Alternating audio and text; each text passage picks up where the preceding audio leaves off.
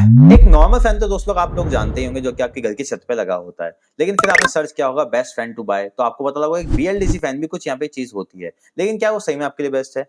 But यहाँ पे आपके लिए हम एक चीज लेके आए जो कि आपके लिए सही में बेस्ट हो सकती है आपके नीड के हिसाब से। तो दोस्तों ये चैनल जैसे कि आप जानते हैं सोलर के रिगार्डिंग है, तो एक सोलर फैन भी यहाँ पे एक चीज आती है बीएलडीसी के अंदर ही। तो आज हम इस वीडियो में जानेंगे एक सोलर फैन क्या होता है और क्या कंपैरिजन करेंगे इन तीनों का कि क्या होता है इनके बीच में कंपैरिजन। बहुत सारे पॉइंट्स अपन इसमें कवर करने वाले हैं दोस्तों। तो अपन कंपेयर करेंगे यहाँ पे एक सोलर फैन को, बीएलडीसी फैन को और एक नॉर्मल फैन को। तीनों को रखेंगे यहाँ पे अपन अपने कंपैरिजन पॉइंट्स के साथ और देखेंगे आपके लिए बेस्ट यहाँ पे क्या होता है। तो शॉर्ट में सबसे पहले अपन जान लेते हैं एक सोलर फैन होता क्या है, क्योंकि आपने बीएलडीसी और इनके बारे में थोड़ा सुन लिया होगा। तो यहाँ पे एक सोलर फैन क्या होता है? सोलर फैन एक तरीके का बीएलडीसी फैन ही होता है लेकिन एक सोलर इनपुट के साथ होता है। अब एक छोटा सवाल यह आ जाता है कि बीएलडीसी फैन क्या होता है? नॉर्मल फैन तो हम जानते हैं भैया, मार्केट में खरीद लेते हैं, लेकिन एक बीएलडीसी फैन यहाँ पे क्या होता है? बीएलडीसी फैन बेसिकली यहाँ पे एक आपके लिए ब्रशलेस डीसी मोटर यहाँ पे एक फैन होता है जो कि आपकी ब्रशलेस मोटर में काम करता है। इसकी वाइंडिंग थोड़ी अलग होती है। डीसी मोटर यहाँ पे आ जाती है। जो आपका नॉर्मल फैन होता है उसमें आपकी एसी मोटर यहाँ पे काम करती है, यहाँ पे जो है डीसी मोटर आपके लिए काम करती है। लेकिन ये डीसी मोटर भी ऑपरेट होती है आपके एसी वोल्टेज के ऊपर ही, और जो नॉर्मल पंखा है वो भी एसी वोल्टेज पे। लेकिन एक सोलर फैन जो आ जाता है वो आपके डीसी और एसी दोनों पे यहाँ पे ऑपरेट हो सकता है दोस्तों। तो ये हो गया इसका एक शॉर्ट रिव्यू यहाँ पे। और इसके बारे में आप जानना चाहते हैं तो हमारी वेराइटी ऑफ फैन वाली आप ये वाली वीडियो देख सकते हैं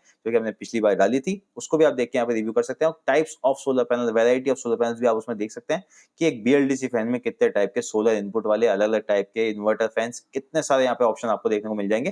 उस वीडियो को जरूर चेकआउट कर लेना अगर आपको और ज्यादा जानना है किसी भी आपको फैन के बारे में। तो दोस्तों चलते हैं अपन कंपैरिजन के ऊपर यहाँ पे। तो अपन करेंगे इन तीनों कंपेयर। तो अपन यहाँ पे बहुत सारे पॉइंट्स कवर करेंगे। सबसे पहला पॉइंट अपन यहाँ पे कवर कर लेते हैं दोस्तों, पावर कंजम्पशन, जो कि सबसे ज्यादा होता है कि ये सबसे बड़ा पॉइंट ये हो जाता है कि पावर कंजम्पशन यहाँ कितना कर रहा है।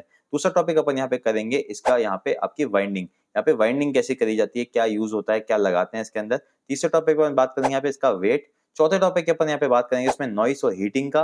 पांचवें पॉइंट के ऊपर बात करेंगे इसके फीचर्स के बारे में। छठे पॉइंट में इस पे बात करेंगे इसकी लाइफ क्या होती है। और यहाँ पे सातवें पॉइंट पे अपन बात करने वाले हैं इसकी प्राइसिंग। और आठवां पॉइंट सबसे इंपॉर्टेंट इनका कंपैरिजन जो कि है सेविंग, कि आपको कितनी सेविंग करके देंगे। इनके कंपैरिजन करेंगे, यूनिट निकाल के देखेंगे और बात करेंगे इसके अंदर आपके लिए क्या सबसे फायदेमंद है। इसके बाद उसको करके अपन करेंगे इस वीडियो को रैप यहाँ पे दोस्तों। तो बढ़ते हैं सबसे पहले अपने पहले पॉइंट की तरफ जो कि है पावर कंजम्पशन। पावर कंजम्पशन दोस्तों आप देखेंगे एक नॉर्मल फैन जो होता है वो आपका हर घंटे का 80 वॉट का यहाँ पे होता है।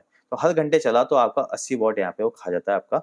तो अगर ये आप लेंगे पूरे दिन के अंदर कितना चलता है, 10 से 15 घंटे के आसपास चलता है। तो आप उसको हिसाब से कैलकुलेट कर सकते हैं, दिन के अंदर आपके 1 यूनिट के आसपास का ये कंजम्पशन पूरा यहाँ पे खा जाता है। वहीं पे अगर आप बीएलडीसी फैन को देखेंगे दोस्तों तो बिल्कुल आधा हो जाता है, मात्र 35 वॉट यहाँ पे ये कंज्यूम करता है आपका बीएलडीसी फैन। और वहीं अगर बात कर ले सोलर फैन की, तो यहाँ पे जो कंजम्पशन है अगर आप 10 घंटे दिन के ले रहे हैं तो जीरो कंजम्पशन यहाँ पे वो आ जाता है, क्योंकि यहाँ पे आपको जो चल रहा है वो है सोलर पैनल के द्वारा यहाँ पे चलता है। अगर सोलर पैनल नहीं है और आप उसको बिजली से चला रहे हैं तो ये आपका सेम बीएलडीसी फैन की जैसे ही होता है, 35 वॉट पे ही कंज्यूम यहाँ पे इसका रहेगा पावर कंजम्पशन। दूसरे टॉपिक की तरफ बढ़ते हैं दोस्तों, यहाँ पे जो है वाइंडिंग।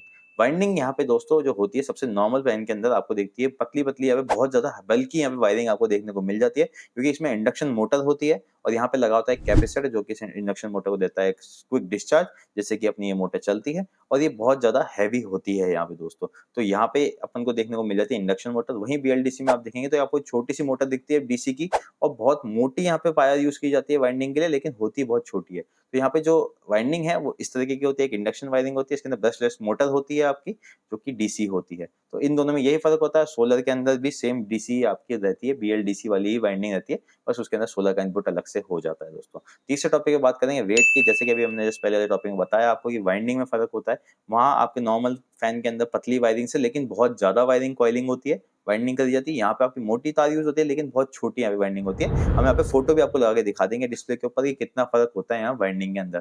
तो सीधी सी बात है, जो आपका जो नॉर्मल फैन होता है वो बहुत ज्यादा बल्कि होता है और ज्यादा भारी भी होता है एक बीएलडीसी फैन के मुकाबले यहाँ पे दोस्तों।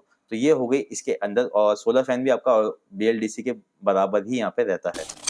चलिए तो बढ़ते हैं अपने चौथे पॉइंट की तरफ जो कि है नॉइस एंड हीटिंग। तो बीएलडीसी फैन जो यहाँ पे होता है उसके अंदर जैसे कि आपको पता है डीसी मोटर होती है। तो डीसी मोटर ना तो ज्यादा नॉइस करती है ना तो ज्यादा हीटिंग करती है। वो क्यों? क्योंकि इसमें आप जो यूज करते हैं वो करते हैं इलेक्ट्रोमैग्नेट यहाँ पे आप यूज करते हैं।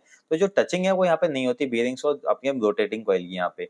और वहीं आपके जो नॉर्मल फैन होता है उसके अंदर आपकी टचिंग वगैरह होती है, जैसे कि नॉइस और हीटिंग दोनों इफेक्ट यहाँ पे आपको देखने को मिल जाता है। तो फर्क बिल्कुल साफ है। जैसे कि एक आप इलेक्ट्रिक यहाँ पे बाइक लें और एक पेट्रोल बाइक लें, जितनी आवाज वो लोग करते हैं, जितनी हीटिंग वो करते हैं, सेम यहाँ पे कंपैरिजन आप फैन के साथ भी कर सकते हैं, उतना ही यहाँ पे फर्क देखने को साफ साफ मिल जाता है दोनों के अंदर। बढ़ते हैं अगले 5वें पॉइंट की तरफ, जो कि है फीचर। एक नॉर्मल फैन में आपको फीचर के नाम पे मिलता है कूलिंग, वहाँ पे आपको कुछ नहीं मिलता, पंखा है, आप रेगुलेटर लगाओ, पंखा लगाओ, फैन लगाओ, चालू करके अपना चलाते रहो, तो कोई फीचर यहाँ पे आपको मिलता नहीं। नॉर्मल फैन है, चलेगा, हवा देगा, यही उसका फीचर है। लेकिन वहीं आप बात करें एक बीएलडीसी फैन की, तो आपको कई सारे यहाँ पे फीचर देखने को मिल सकते हैं, क्योंकि आ जाते हैं। एक रिमोट कंट्रोल आपको यहाँ पे देखो सबसे कॉमन जो फीचर है यहाँ पे देखने को मिल जाता है मोस्टली सारे फैन के साथ, जो कि एक रिमोट कंट्रोल, जिससे कि आप ऑन ऑफ यहाँ पे कर सकते हैं उस फैन को। साथ ही में आप उसके आपको रेगुलेटर लगाने की जरूरत नहीं है, वहाँ पे आपको सारे स्पीड वहाँ पे वेरिएशंस मिल जाते हैं, 1 से लेके 6 पॉइंट तक, जितने भी आपकी स्पीड आप वेरी करना चाहते हैं, आप रिमोट कंट्रोल के थ्रू अपने फैन को ऑपरेट कर सकते हैं। साथ ही में आपको यहाँ पे रिवर्स रोटेशन मिल जाता है, टाइमर फीचर मिल जाता है, आपको एलईडी फीचर्स तक मिल जाता है, आपको एक लाइट लैम्प मिल जाएगा इसके अंदर लगाने को, वो इनबिल्ट ही आ जाता है, आप लाइट लैम्प भी इसके अंदर लगा सकते हैं। और बहुत सारे कुछ कुछ फीचर्स आप देखने को मिलेंगे, आईओटी फीचर आपको भी यहाँ पे देखने को मिल सकते हैं, कुछ कुछ आपको फैंस के अंदर, कुछ कुछ ब्रांड्स आपको यहाँ पे आईओटी फीचर भी देते हैं, जिससे कि आप अपने फोन से भी अपने फैन को कंट्रोल यहाँ पे कर सकते हैं। तो जो यहाँ पे फीचर डिफरेंस है बहुत ज्यादा बड़ा है यहाँ पे, क्योंकि नॉर्मल फैन में कुछ भी नहीं आता है, बीएलडीसी फैन में बहुत कुछ यहाँ पे आता है, वोल्टेज भी कम लेता है उसके बावजूद भी ये यहाँ पे। अब बढ़ते हैं इसके छठे पॉइंट की तरफ, जो कि है लाइफ। तो जैसे कि दोस्तों मैंने भी जस्ट पहले आपको बताया कि यहाँ पे जो लाइफ है, हीटिंग और नॉइज बहुत ज्यादा इफेक्ट देती है। तो हीटिंग एक बहुत बड़ा फैक्टर होता है किसी भी लाइफ के अंदर। और जहाँ पे आप बात करी थी अपनी कॉइलिंग वाइंडिंग के अंदर, तो आपने देखा था कि नॉर्मल जो फैन था उसके अंदर जो अपने वायर यूज की थी वो बहुत पतली की थी, तो और जो अपना बीएलडीसी फैन था उसमें मोटी वायर यूज की थी, वो कम कॉइलिंग थी। तो हीटिंग इशू जो है वो नॉर्मल फैन में ज्यादा है, और जिसमें कि हो सकता है उसकी लाइफ कम रहती है यहाँ पे बीएलडीसी फैन के मुकाबले। तो ये लाइफ स्पैन की बात हो गई, तो आपका जो बीएलडीसी फैन है वो ज्यादा लाइफ लंबी आपको यहाँ पे देता है एक नॉर्मल फैन के मुकाबले, क्योंकि आपने देखा होगा कि कॉइल जल गई या कुछ ना कुछ हो जाता है, बार बार कंडेंसर हो जाता है, तो इसमें बहुत सारी दिक्कतें नॉर्मल फैन में रहती है, जो कि बीएलडीसी फैन में नहीं देखी जाती है यहाँ पे दोस्तों। तो दोस्तों अब सबसे मेन पॉइंट पे यहाँ पे पढ़ते हैं, मेन टॉपिक जो अपना यहाँ पे है आज का, वो है इसका 7वां और 8वां पॉइंट, जो कि है प्राइसिंग एंड सेविंग। तो 7वें और 8वें पॉइंट से बढ़ने से पहले अपन एक चार्ट यहाँ पे प्रिपेयर कर लेते हैं, जिसपे कि अपन बात करेंगे तीनों फैन की कंपैरिजन की, और साथ में प्राइसिंग भी उसी के अंदर अपन जोड़ देते हैं। तो 7वां और 8वां पॉइंट अपन मर्ज करके एक टेबल बना लेते हैं। यहाँ पे सबसे पहले आ जाएगा अपना सोलर फैन, फिर आ जाएगा बीएलडीसी फैन, फिर आ जाएगा अपना नॉर्मल फैन। तो यहाँ पे जो प्राइसिंग की बात आती है, एक सोलर फैन की यहाँ पे जो प्राइसिंग होती है, आपका सोलर पैनल अगर आप यहाँ पे एक 60 वोल्टेज का यहाँ पे सोलर पैनल इंक्लूड कर ले इस फैन के साथ, तो आपको ये टोटल वैल्यू कॉस्टिंग पड़ेगी कुछ 7,000 के आसपास की। तो 7,000 की आपकी इनिशियल इन्वेस्टमेंट रहने वाली है सोलर फैन के अंदर। बात करें बीएलडीसी फैन की, तो आपको लमसम 4,000 के आसपास मिल जाता है यहाँ पे। और एक नॉर्मल फैन की बात करें तो 2,000 रुपए में आपको मार्केट में आपको एक नॉर्मल फैन यहाँ पे देखने को मिल जाता है दोस्तों। तो ये हो गई इनकी प्राइसिंग की बात यहाँ पे। अब बात कर लेते हैं, अगर आपका एक सिनेरियो ले ले, क्योंकि यहाँ पे बात जो हो रही है, मेन टॉपिक है इस वीडियो का, वो है सोलर फैन।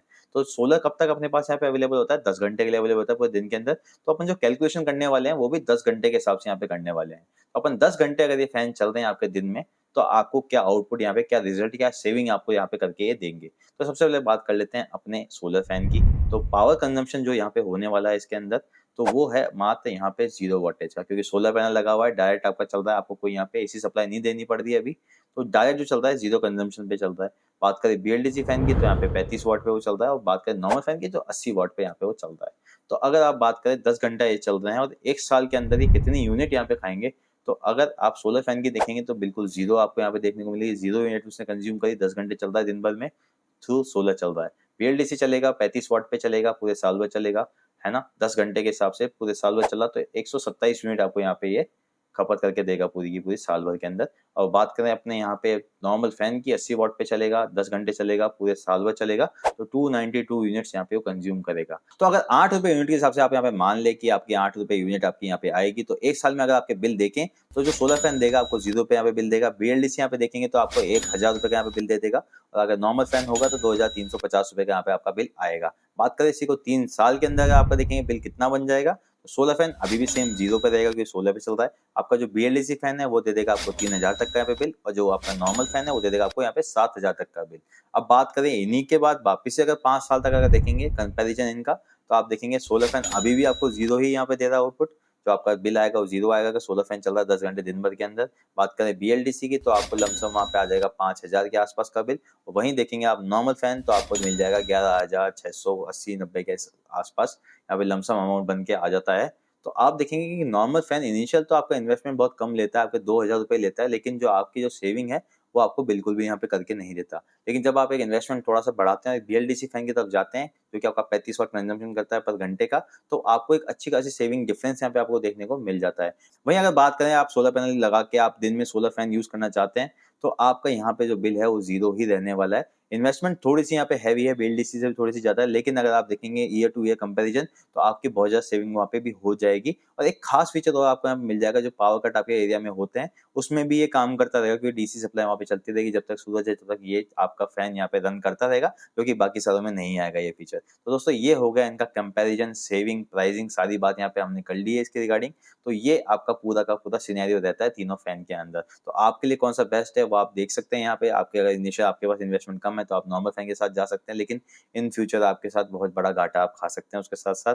वहीं बात करें अगर आप एक बीएलडीसी फैन के साथ जाएँ, आपका ज़्यादा यहाँ पे नहीं बढ़ता है, तो आप वो भी लगा सकते हैं। और अगर आपके इलेक्ट्रिसिटी की दिक्कत है और कुछ भी दिक्कत है, आप सोलर फैन के साथ भी यहाँ पे जा सकते हैं, जो कि 10 घंटे तो आपके सोलर पे चलेगा, बाद में आप उसको बिजली से भी चला सकते हैं दोस्तों। तो हाइब्रिड मॉडल के ऊपर ही आ जाता है, सोलर प्लस ग्रिड ये दोनों आपको सपोर्ट करके यहाँ पे देता है। दोस्तों थैंक यू ये वीडियो देखने के लिए, और बने रहिए हमारे चैनल के साथ। वीडियो को लाइक और चैनल को सब्सक्राइब जरूर कर देना, और मिलते हैं अगली वीडियो के अंदर।